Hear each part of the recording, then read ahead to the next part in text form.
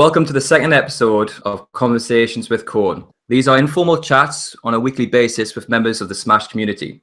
I'm your host, and today my guest is Lexi, who I believe Smash tag is Exile. Yes, that is it. Yeah, cool. So just for the audience, we're going to be talking about various topics today. Just cover them very quickly. We're going to look at LeFrenchMelee, HFLAN, the state of the French Smash scene today, the Smash Ranking Reboot Project, and a little bit of Smash Sisters. If you enjoy today's episode or you've got any constructive feedback, you can follow us, myself on Convo at Code, at Team Heir, and Lexi, what are your social media? So you can follow me personally on Lexan Sirac on Twitter, which I would not advise doing because it's mostly in French and mostly shit posting. Or you can just follow LeFrenchMelee on Twitter at LeFrenchMelee. Okay, great. So I mentioned before your tag, and I quite like to begin with two questions. One, where did your tag come from? Because tags are always interesting. And then secondly, how long have you been in the Smash community for? So the first one is the good question. Exile was actually found by Melgen, who is a Southern French player. It's, well, first of all, my first name is Lexan, but most people call me Lexi. And the French word for exile is exil, which is written exactly like exile, except for the E at the end. So basically, exile was an anagram of Lexi. And that was found, so now I live in Dublin in Ireland, and that was found maybe a week after I learned that I had gotten the job in Ireland. So it was mostly like, oh, I'm exiling myself from France. I'm taking this English nickname because I'm going in an English-speaking country, and it's just like my real name. I actually generally thought it was because you were in Dublin, and then you chose the name Exile because you became an exile or was exile. So before that, it was Ezekiel, which I had used, except not in the Smash community, because that was your second question. So I have been in the Smash community for a really short time. I am a baby Smasher. My very first tournament was the Cannes Winter Clash in February 2016. I spoke last episode about there being kind of like 5 generations to the Smash community. We've got like Generation 1 or Gen 1 being kind of like pre-MLG. Gen 2 is the golden era, so like Kone, Heir, and so on, the MLG major event.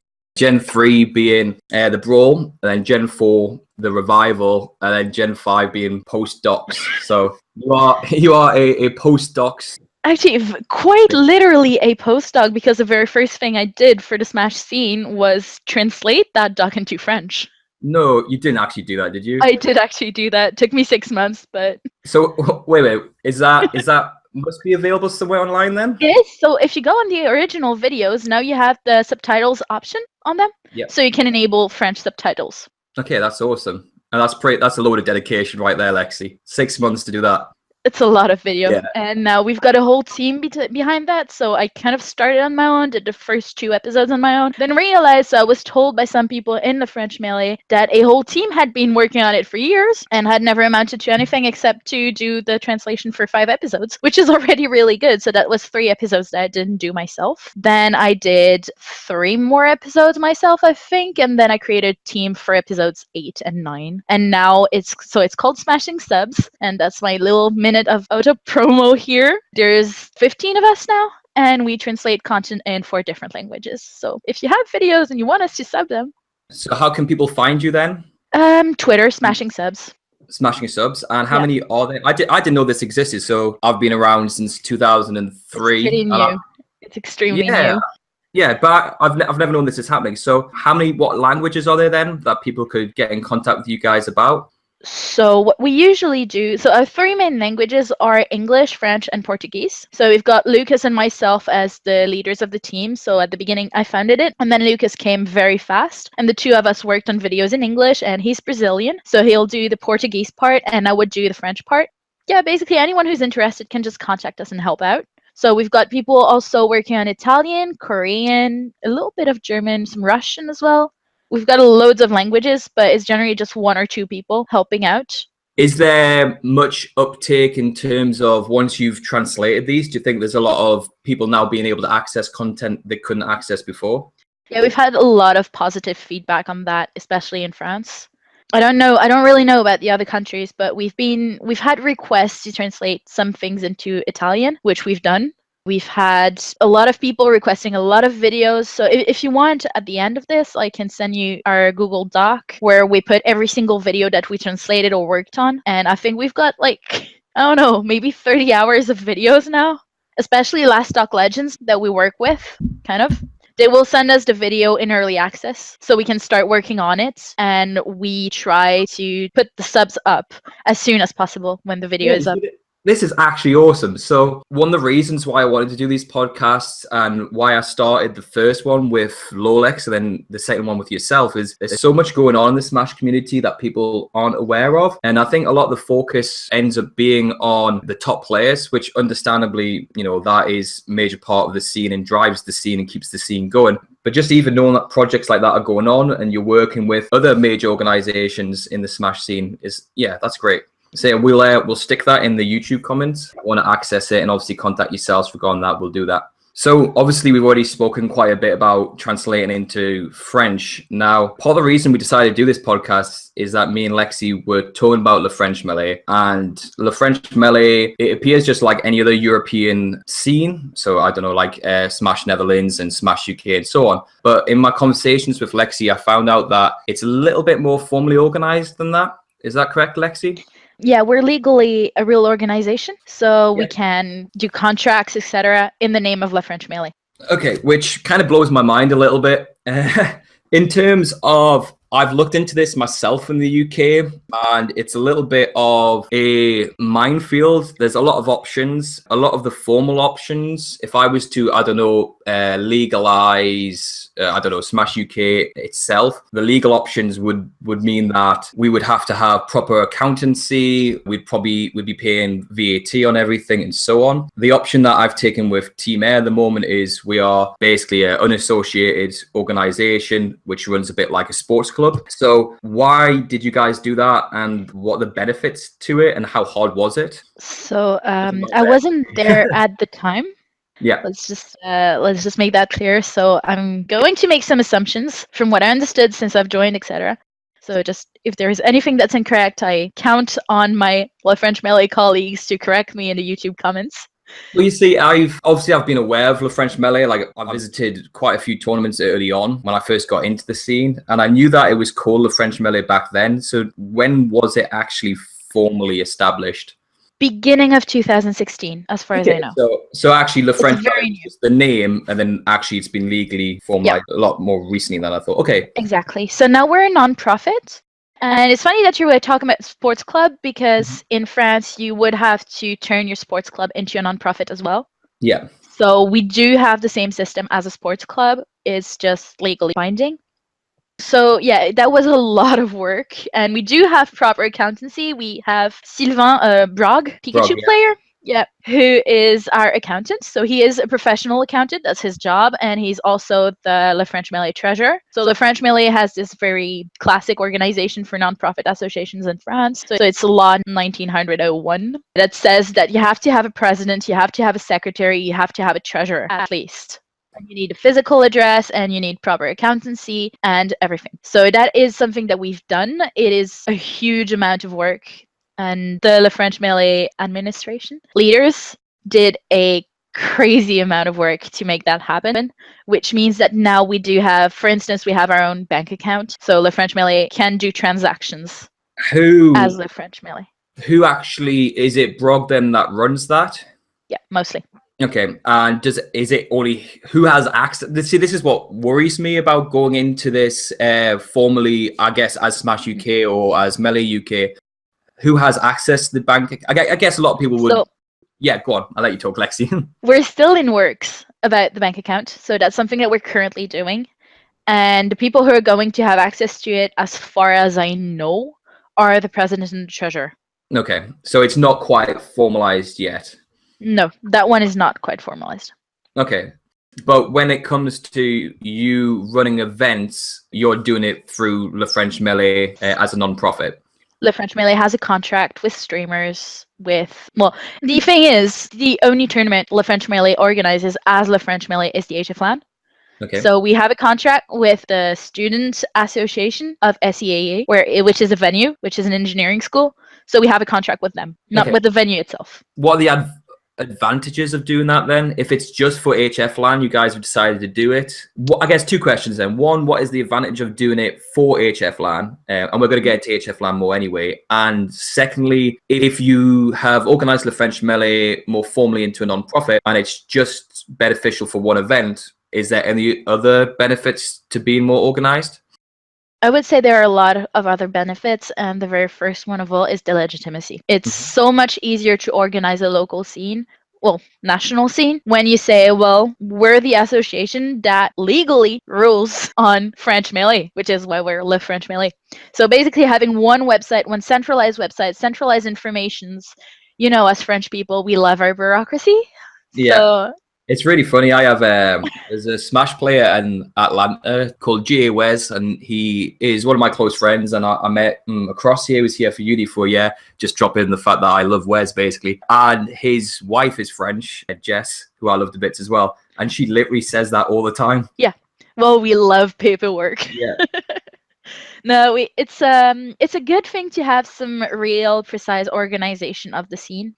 Benefits. So first benefit, public recognition. When someone who does not know the Melee scene needs something, they know who to contact. But I don't know, feel like you can do that without being more formalized. Like, not for company. I don't know how it works in the UK, but in France, if a company wants to speak to you, you're going to have to be either a company or an organization, non-profit. It's just not possible to have an individual having a conversation with a company. It's just never going to happen. I'm guessing that means that links to businesses, to potential sponsors are maybe a little bit easier. Yeah, definitely. So sponsors, tournament organizers as well, because most of the local organizations organizing local tournaments are also going to be nonprofits or companies, because basically it's pretty much impossible to rent a venue if you're just one person.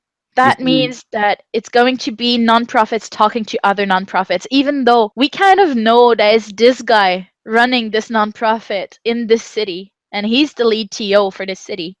Okay, so are you saying that the other TOs within France are actually kind of legally set up as nonprofits as well? There's some of them, yes. So I'm thinking about Nantes, for instance, that had beat by 44, which is the fighting game association. Yeah. They organize the Nantes Arena twice a year, which is a national tournament. In the south, you'd have the STA. That would be the guys who organize, well, who used to organize last and who are now organizing Master in July or August every year. Those guys are association, even though technically if you're talking to them, you're always going to talk to the same person. But have organized themselves a little bit more. Here, as I say, I was just saying about Heir earlier, unincorporated associations, so kind of like sports clubs and so on, you are, by being an unincorporated association, able to talk to venues and businesses here. The issue with that is it's the individual members of that association are personally responsible for debts and any contracts. So as an example, with Heir, it's kind of like a £20,000 contract on my name. Yeah, that's why most people, when the Smash scene, the local Smash scene is getting a bit bigger, try to turn into nonprofits or to turn towards companies, which is the case in Nyon, for instance, where we have this gaming bar, Arcanium, where we have our weeklies. And then the Arca Melee is also going to be officially organized by this bar and not by the TO. Okay, that's interesting. Do you think there's any other advantages to doing it other than what you get link-wise, venue-wise, or what you get through greater sponsorship? You have some obligations that come with it, which is kind of a pain for us sometimes, but is really good for the community. For instance, making progress reports public. Right. See, this just sounds like, I don't know, this doesn't sound very fun to me, Lexi, here. It's not fun at all. Oh, believe me, it's horrible. If this bit, I'm guessing, therefore, there's a lot more paperwork, you need to make a lot more information publicly out there. Yeah. But do you generally think you're getting access to venues that you couldn't have got otherwise? Yes. Okay. So I guess that if we segue from that into HFLAN, HFLAN is obviously organized through LeFrenchMelee, and we've got one coming up this April. Yes, on the 15th and 16th of April. Okay, which is cool. I was under the impression, and I know from our very quick little opening conversation before we went live, I was under the impression that we didn't have one since 2015. You are wrong.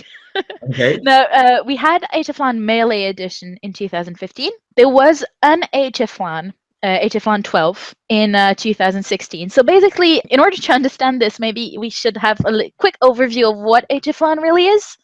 Yeah, because I think it's a little bit confusing because the Yes. name kind of entails it being some sort of PC gaming event. Exactly.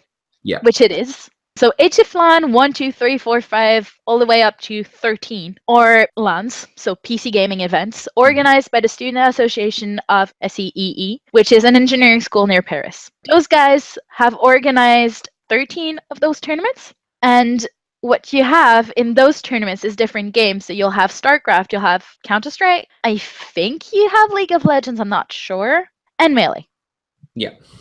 So from the very first HFLAN had Counter-Strike, I think, StarCraft, that's for sure, because there's still a really big tournament on StarCraft. And they were also looking for Melee and Brawl. So basically, what you have is the normal HFLANs, and then you've had one HFLAN Melee Edition in 2015. Okay. So what happened in 2016 then? 2016, you get HFLAN 12, which has Melee in it. So you have Leffen, you have Prof Pro, you have, well, Tech, you have Over. I don't remember. Yeah, that was probably top 3, actually. It couldn't have been very big. If I've just completely missed We out. had an 80-player cap. An 80-player cap? Okay, I do remember this. I do, because I remember thinking how bizarre it was that there was a really small HFLAN. We had about 1/4 of the venue that we would have for HFLAN Melee Edition events. The naming doesn't help, by the way. It's really confusing. I know.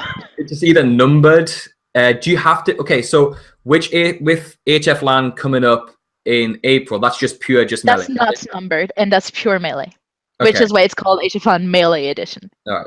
Were you not tempted? Actually, before I go into that, who is the HFLAN team then? Is it just the LeFrenchMelee team? No, not at all. So LeFrenchMelee will do the TOing, will do the communication part, basically everything that has something to do with Melee. Sorry, Lex, jump in there. We were talking just before about LeFrenchMelee. We know Brog is the accountant. What are the other main roles at the moment? Or who so are there's the main roles? Well, the president is Luca, L-U-K. Falcon Main from Grenoble used to be ATO in Grenoble, launched one of the most successful tournament series over there. So he's been there. He was actually part of the LeFrenchMelee administration since 2013, I think. Okay, so I'm not sure, but I think he went from secretary to vice president to president and president. So that was the last elections nominations, which were at the end of 2015 or beginning of 2016. Okay, I love actually that there's elections. How does that work? How do you get to take part in the elections? So, that's something I should not talk about, really, because it's both complicated and confusing, even for us.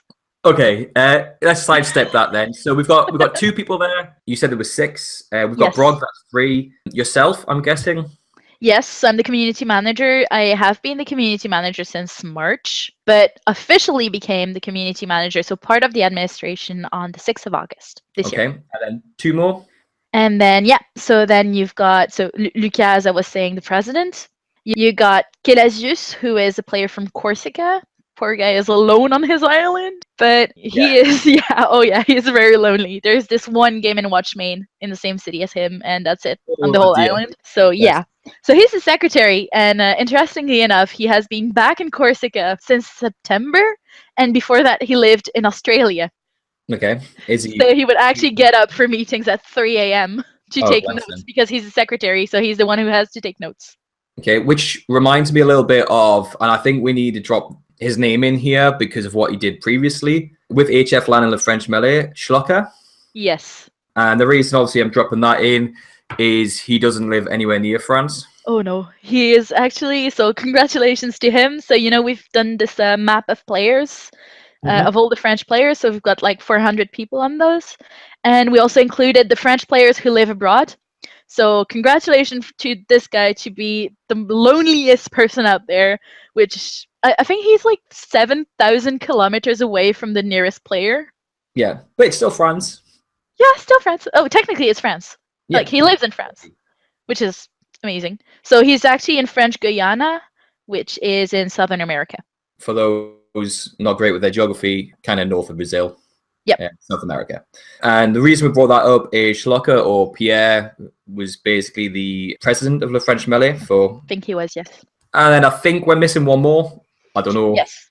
2 more, actually. 2 more? Yeah. So you'd have Rondel, who is what we call the TO master. So basically the person who makes sure that every single tournament is in our archive, which means that we have a complete archive of pretty much every single tournament that ever happened in France since 2003. So that's all thanks to him. Okay, is that just kind of like a Google Docs type of... It is an Excel spreadsheet. Okay, and does it record, like, I don't know, attendance and outcome, or is it just... So it records the date, the city, the TO, the number of players, or I'm not sure about the numbers of players. It might be just the size, like national or regional or weekly or monthly, and the bracket. So again, that's something else. Bureaucracy, I like that. It's a lot of information. Oh, we love it. And actually, it's interesting that you talk about bureaucracy because we've been doing all of this, and I was going somewhere with this. I don't remember anymore. Yeah, no, that's right. Yes, so, the rule set. Sorry. So LeFrenchMelee, one thing that I didn't say about LeFrenchMelee is we also have an official rule set in France, which is the French rule set, which is commonly accepted by French tournaments. So basically, if you want your tournament to be in this tournament archive and to be in Smash Ranking.eu, well, we'll get to that, yeah. Previously, Smash Ranking.eu, you would need to follow this rule set. Okay, is that Melee Smash 4 as well? No, only Melee. Only Melee. Okay. Does LeFrenchMelee have anything No. to do with Smash 4 then? No. Okay. We'll just... Only Melee. Okay, we'll leave that there. So that's an overview of LeFrenchMelee, which again also explained your role in it. Communications, was it leader, manager? Community manager. Community manager. Okay, sorry. I went with communication because I know that if I see something on social media, it's pretty much you. Twitter and so on. That's pretty much it. Yeah. So we got into there because we were talking about HFLAN and who is actually organizing HFLAN. And we didn't go through all the members of LeFrenchMelee in the end. You still haven't? Still one. Oh my! I thought we already had 6 yet. It feels like we've gone. No, we have 5, but Tech is missing. Okay, finish it off there because I feel bad for the person we haven't mentioned. So the last person is Tech, who was doing the communication before I came in. And then, well, of course, he's had, as you might have seen, some personal issues, meaning that he had to step away from Melee a bit. He's technically there. Yeah, to be honest, sorry. I'm not actually, I don't know if people are entirely sure, maybe outside of France, what is happening or what has happened with Tech. I don't know if it's right to get into it anyway. I don't know much more than what he posted on Twitter.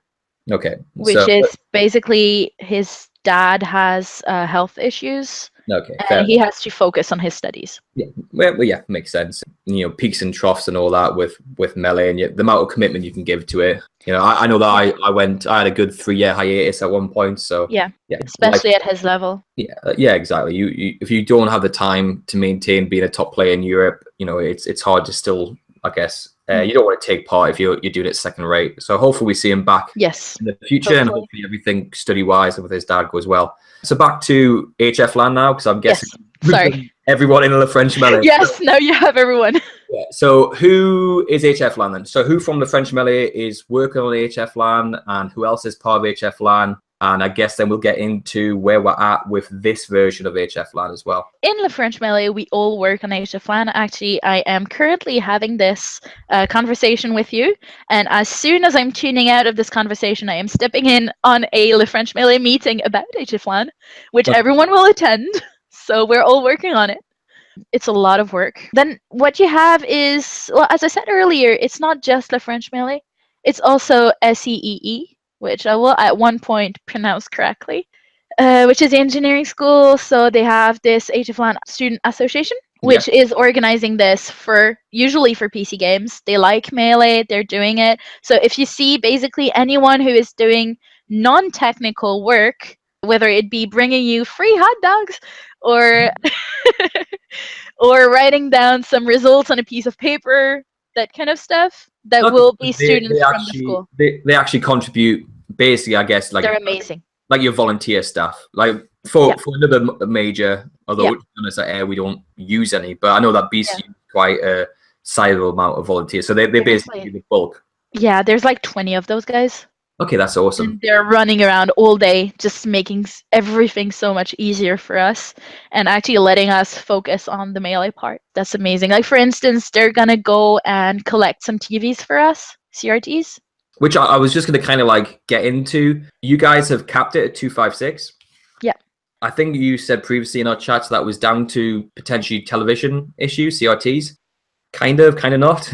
I didn't say that officially, but No, we can. It's fine.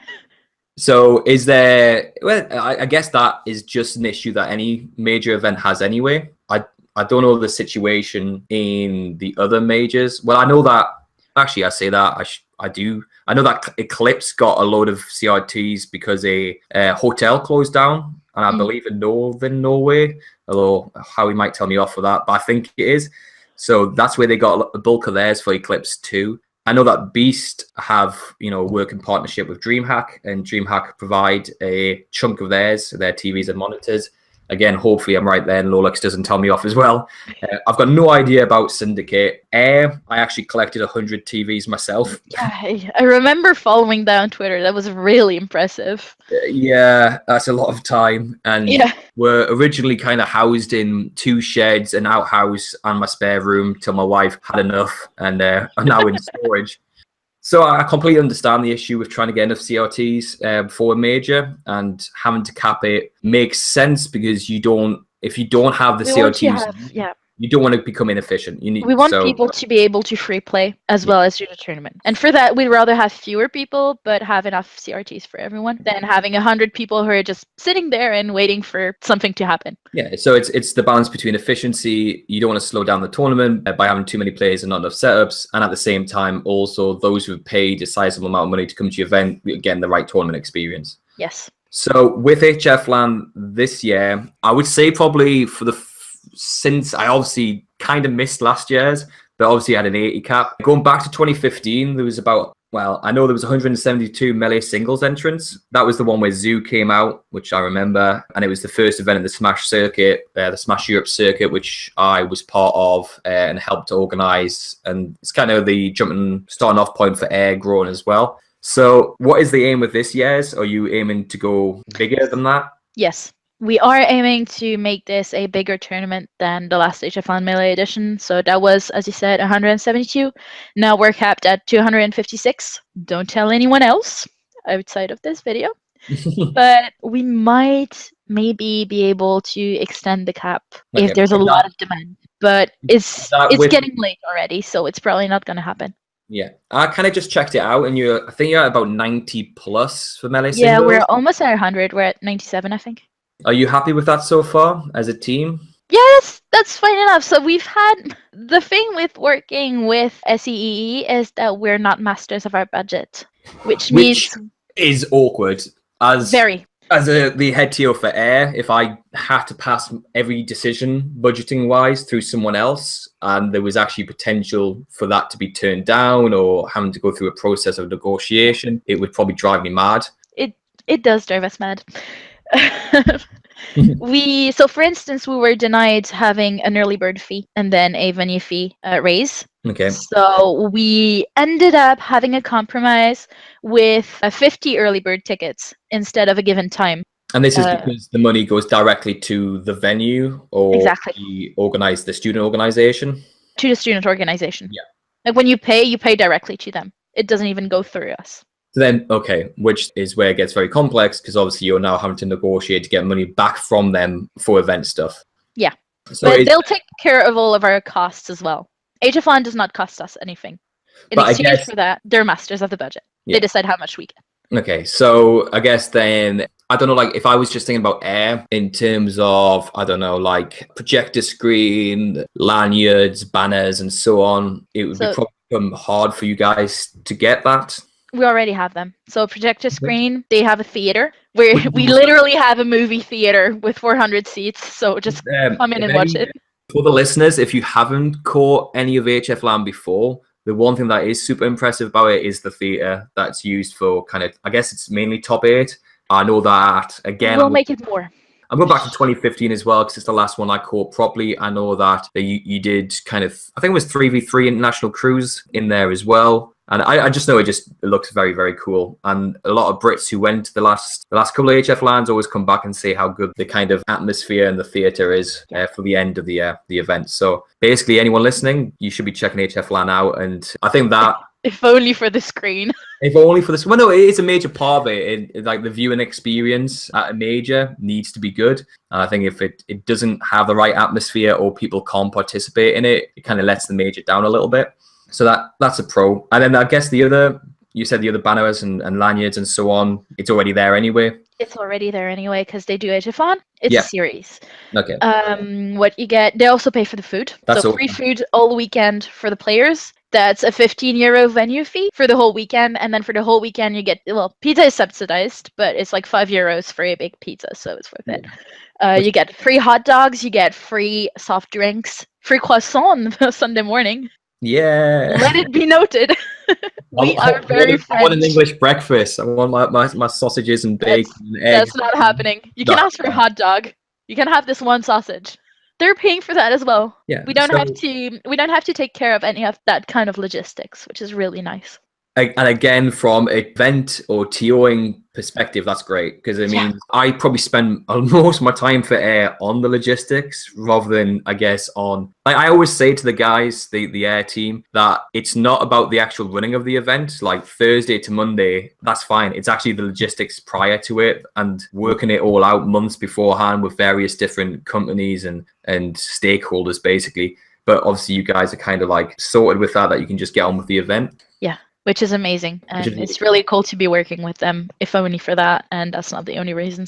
So event-wise, you're aiming for higher than the last HFLAN. At the moment, I think if you spoke to people in the EU community and said name majors in Europe, I think you would get kind of Beast Heir, Eclipse, Syndicate in no particular order. HFLAN probably, for the older players. Yeah, I think I was about to say historically, yes. Maybe in the last few years, waned a little bit compared to the newer majors. Is the goal to be competing with those four? Not competing. There's no point in competing with majors because, it's a European scene. We can do all of them. It's not a competition. No, but people can travel to all of those tournaments, and that's really awesome. You're still competing with each other in terms of, I guess, turnout and reputation and just perception.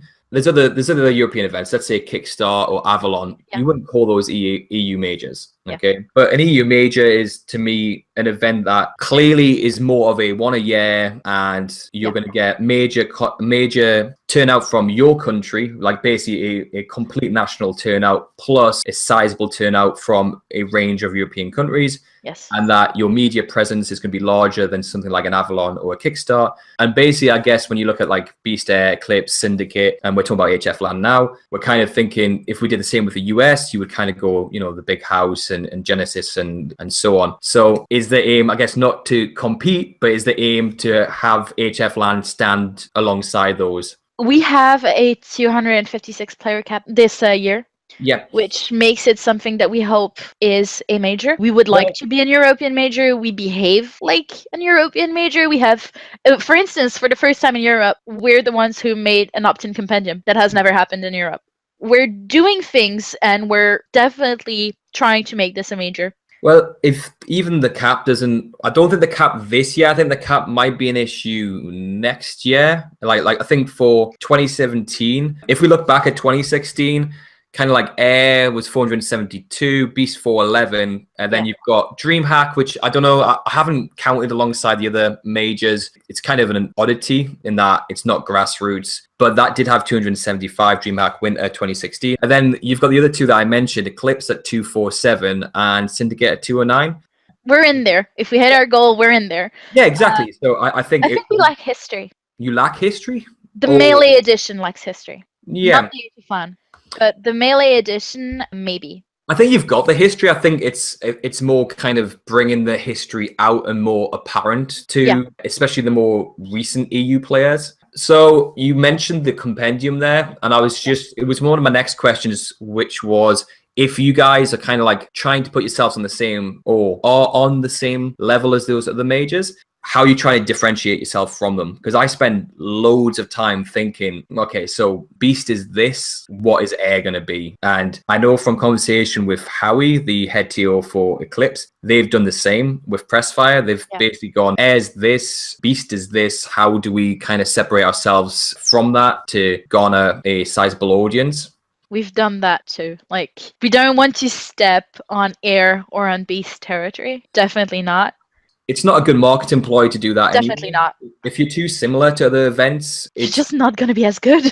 Anyway, like, if you're trying to copy someone, you can't be as good because you're copying them. Yeah, definitely that. Or if you do that, you've got to really go for it and outcompete them at what they are. So it's either very, very competitive, or you go, what's out there? What can we make our niche? I think we're trying to make this an extremely French tournament. Okay. So that's interesting. What does that mean? You're getting food, you're getting drinks, you're getting the visits of Paris on Friday. Okay, we're organizing visits of Paris for people who fly on Thursday or Friday. And what does that mean? So basically, that's something that we'll see. So I don't know how many people will be interested. I'll probably be the one. Well, I will be the one organizing this. I think if it's well organized, basically, I think that would be. All right, so if I look at Beast, and I think with Beast, they've got like a legacy that's huge event-wise. If I was Lolix, and I did say this in my last episode with him, if I was him, I'd just be selling the legacy. That's what I would do.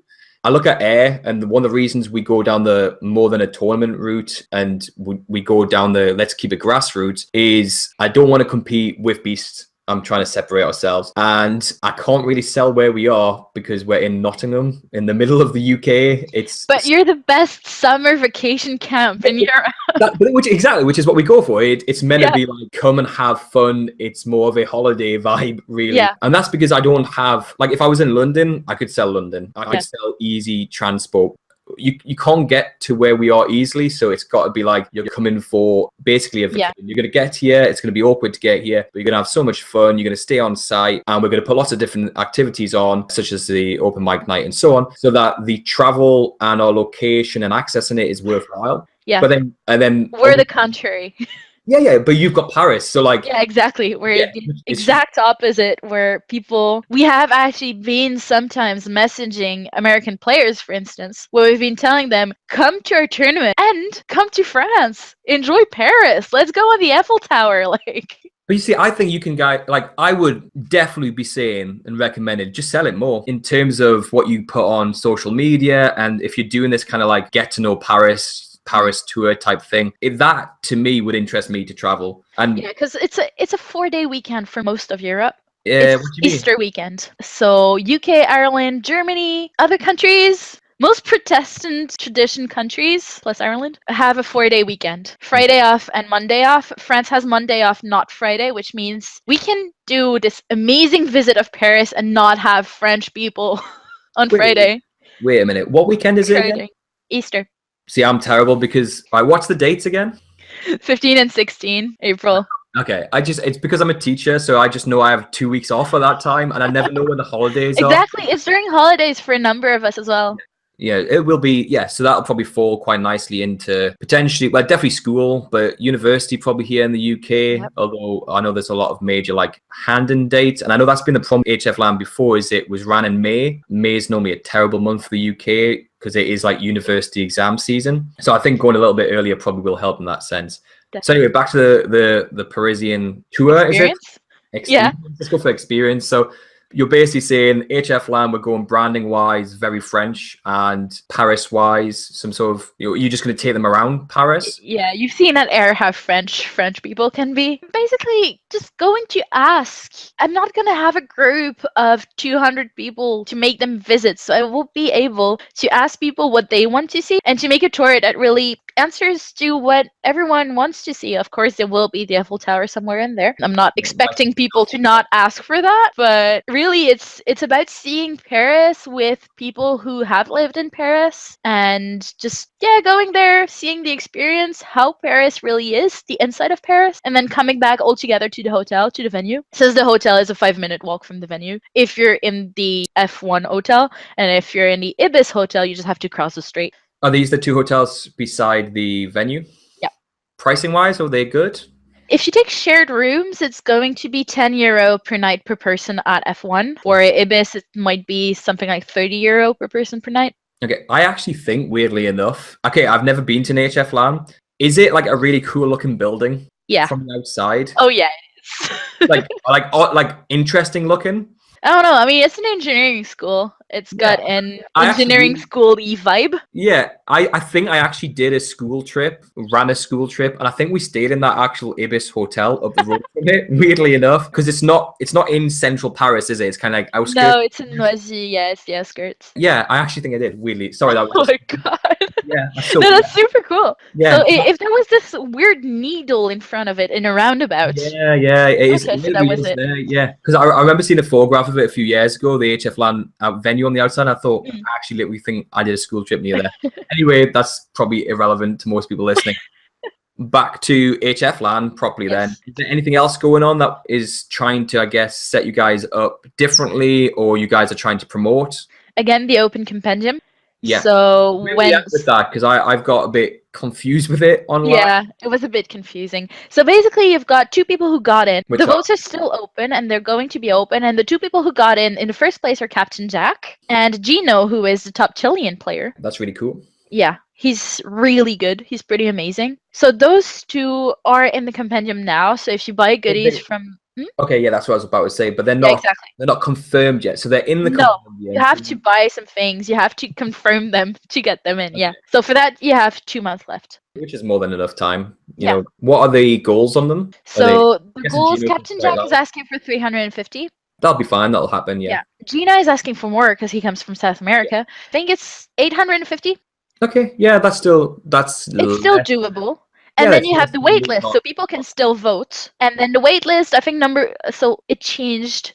Number 1 is Mint from Ireland, who is asking for 150, 180. Then you've got Frenzy, and then you've got Chillin' Dude. And so in the Americans, you've got Chillin', you got Legend, you got NMW, who did HFLAN 3 or 4. You got Legend, you got Chudat.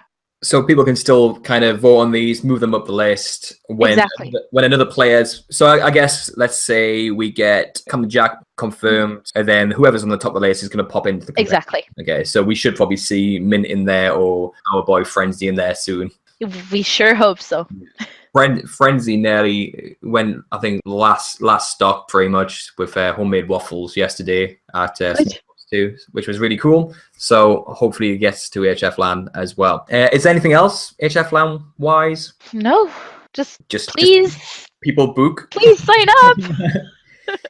But generally for listeners, it is Paris. It is easy to access. As Lexi has said, you've got food there. Venue is very good. You got cheap accommodation nearby. Travel links, because it's Paris, is easy. Directly from the airport. Pretty much. 4 euros away. Yeah, well, which is dead easy. I've done that before. And Charles de Gaulle, along with Schiphol and the London airports, are the most accessible airports in Europe. You're going to be able to get affordable flights there. Netherlands and Germany can drive. Yep. So, or get easy. They can take the bus. Yeah, bus-wise, is it Megabus? They have been bought by Flixbus. Megabus doesn't exist in France anymore. Okay. I don't know about the rest of Europe, but yeah, they've been bought out by Flixbus. So now it's going to be Flixbus and Eurolines generally. Which is, I'm pretty sure it's just National Express in the UK, but it's the bigger brother version of it. But anyway, easy enough for the Dutch and the Germans to get there. So yeah, for those listening, and for the English. Yeah, well, I was about to say for the Brits from London, if you're super poor and you really want to come but you can't afford the plane, so many of us went to Heir by bus. I know it's pretty much pretty much all of us, really. Yeah, basically. But France and the UK is actually really awkward transport-wise in terms of not for the south of France, but for the north of France and for Paris is that flights because it's such a short distance, flights are actually not the most affordable. Well, they're not the least affordable. You've got the train, which is more expensive than a flight. But then UK trains are awful anyway. But the bus is super cheap. I know a ton of French did the horrible kind of megabit bus to London, then from there. It just takes 18 hours. Yeah, it's nothing. It was £1. Well, I £1 return. I know. And when I saw that, I got it into the French Melee group and just was basically like, this is £1. Yeah, I remember. Return. It's disgusting. But for Brits, I guess it's not the nicest in terms of comfort, but... Oh, it's horrible. But it's £1 return. Exactly, and if you get like a load of you on it, you're going to get there for cheap. You're with your mates, it travels nicer, and then, as you say, it's Easter weekend. Everything's going on HFLAN in terms of event-wise and what you're going to get food-wise, catering-wise, accommodations nice and cheap and nearby. Basically, Brits who are listening, you should be going to HFLAN. Yeah, also non-Brits. And yeah, but I know a lot of this is probably going to be Brits listening, but non-Brits. Well, I think with everyone listening to this, please sign up. You should definitely go. It's going to be awesome. I'm not biased. But the thing is with non-Brits is that, like, okay, so in my head, I think I've got a weird thing where, like, Britain's obviously an island. So it's kind of a bit awkward for us in that driving kind of goes out the window. But if I lived on mainland Europe, I'd just be thinking I can drive to events, and that's what I would do. I would just be like, right, I live in southern Netherlands and I can just get 4 of my mates in the car and we can drive there. So I always think there's no excuse if you are kind of like Belgium, Netherlands. There's this story with Baxen and some friend of his for Beast 4, I think. So they missed their flight. Did they drive there? Okay, that's different. I'm talking driving. I'm talking driving from Germany. I know it's still a good distance from Germany, but driving to Sweden. Yeah, it's doable from Germany. I've done it. It's fine. Well, I actually drove Newcastle, which is kind of like 50 minutes from the Scottish border. I drove down to one of the Dutch tournaments once, which is a decent trek. So anyway, I just think if you can drive without having to mess on with getting a Eurotunnel or a ferry, then you should be doing it. But if not, get yourself a coach and get to HFLAN. Yes. I think we've banged the HFLAN drum a little bit. Yeah, I think now the message is clear. We can move on. Yeah, basically everyone go. So moving on from that, I guess just a little bit, I think we'll probably speed up a bit. What is the state of the French scene, Lexi? And what I mean by that, if you look at the UK scene, we're still growing a lot. Is the French scene growing in the same regards?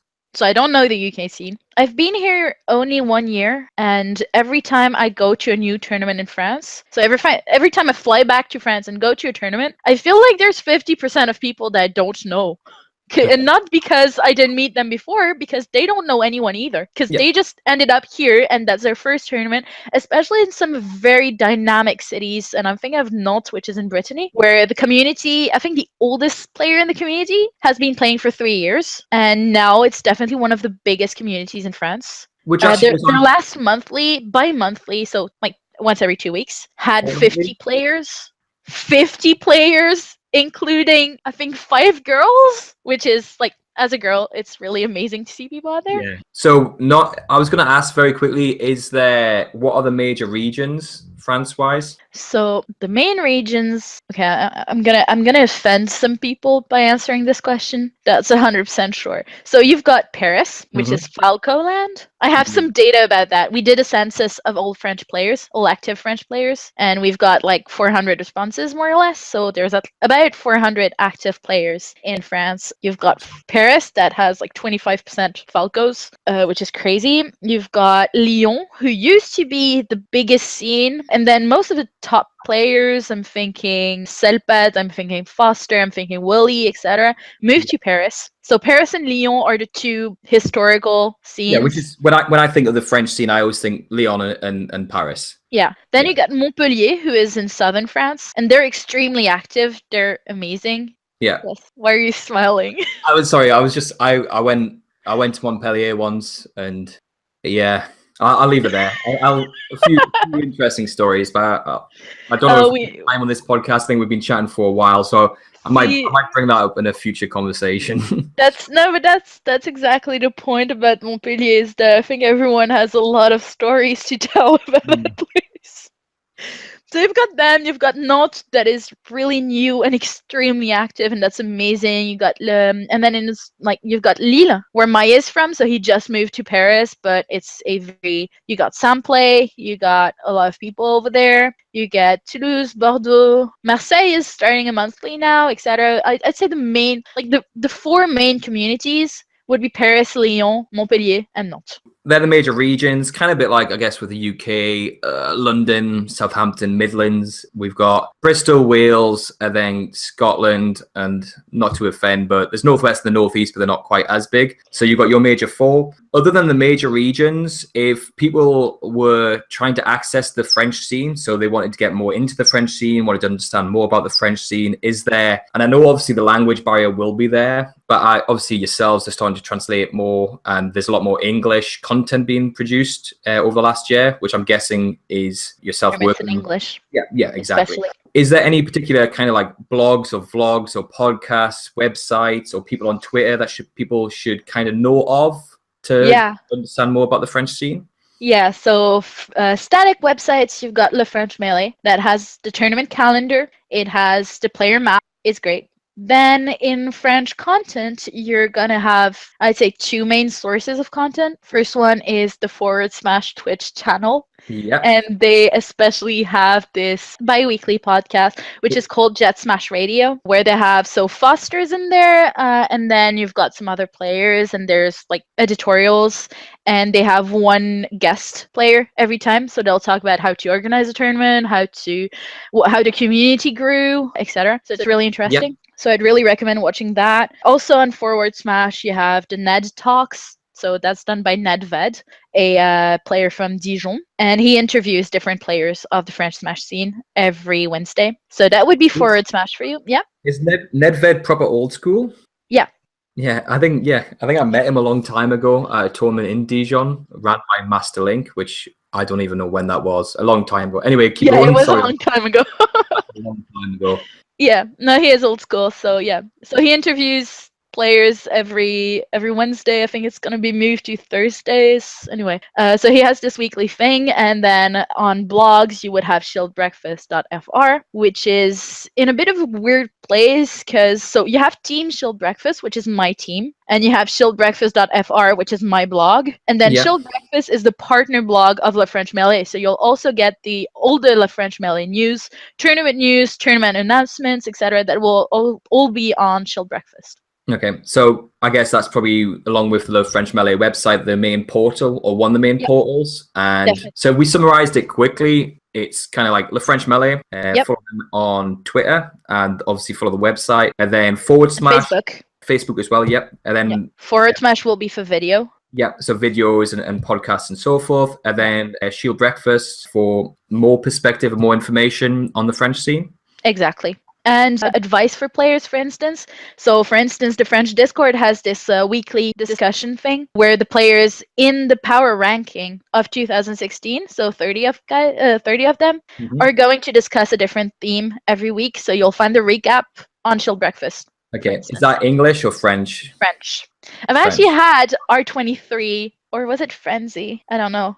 An English player, a UK player, asking me last week if I could translate it into English because he was interested. So yeah, I think not to add more workload to yourself, but I think definitely, if I understand it being in French completely, but if there is English there, I would love to do this. You could have way more access because pretty much English is the main language of Smash. So yes, but all content is created in English, and that's actually the reason why I created ShieldBreakFast and decided that it would be French content, because there's no French content whatsoever. There was at that point no French content whatsoever. No, it's a very that Forward Smash followed along. Remark in French as well. Yeah, definitely. If I can find 10 minutes of my time during a lunch break or something where I'm not already working on one of my Melee projects, I will definitely translate some content to English because it's interesting and it deserves to be shared. Yeah, but you did do so with your power rankings. So obviously, if for those who don't speak French, there is content that is being produced by LeFrenchMelee and so forth.